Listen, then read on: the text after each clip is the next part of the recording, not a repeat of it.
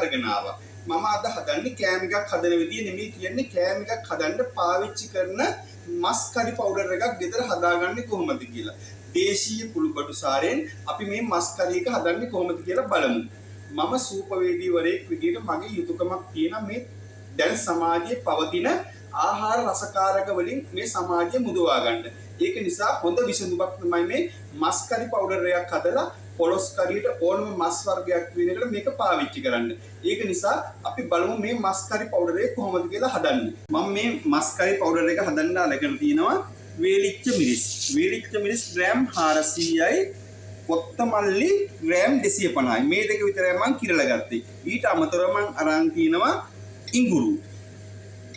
සුදු ලුණු මම මේ සුදු ලුණු ටික හොඳට වේලලා ගත්තේ. රම්ප කරපිංචා, මුං ඇට, මාදුරු, ගම්මිරිස් ඇට, කුරුඳු පොතු, සේර, කරාබු නැටි, කරදමුංගු, සූදුරු මේ ටික හොඳට කබලේ බෙදලා අරගෙන අපි පවුඩර් එක හදලා බලමු කොහොමද කියලා.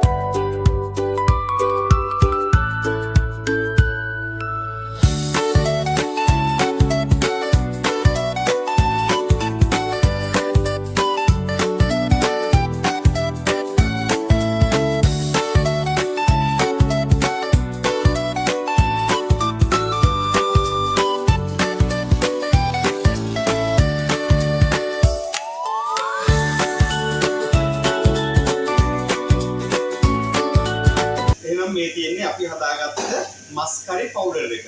මේ මස් කරි පවුඩර් එක ඔයාලට ඕනම මස් කරියක් හදන වෙලාවට පාවිච්චි කරන්න පුළුවන්. මේ මස් කරි පවුඩර් එක ගෙදර හදන්න. ගෙදර හදලා හැමෝත් එක මේක පාවිච්චි කරන්න. මම ආදරෙන් ඉල්ලා සිටින මේ විදිහේ වැදගත් වීඩියෝ ඔයාලා ෂෙයා කරන්න. ෂෙයා කරලා හැමෝම අතර මේ වීඩියෝ එකේ රෙසිපි බෙදා ගන්න. ඒ වගේම මම ආදරෙන් ඉල්ලා සිටින හැමෝගෙම රසකාරක වලින් තොර අපි සුවඳ දිවියක් ප්‍රාර්ථනා කරමු. එහෙනම් සුබ දවසක්. නැවත අලුත් වීඩියෝ එකකින් හමු වෙමු.